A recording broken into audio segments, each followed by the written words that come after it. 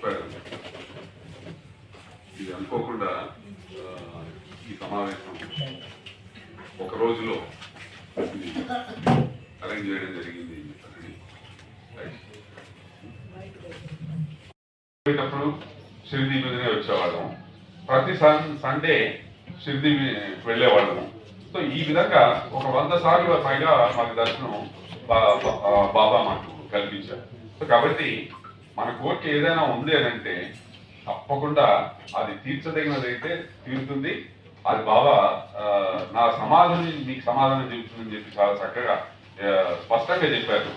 So పిలిచిన పలికే దైవముగా శ్రీనివాసుడు ఉంటే పిలిచిన పలికే సద్గురువుగా సాయిబాబా ఉన్నారని చెప్పారని పెద్దలు చెప్తారు.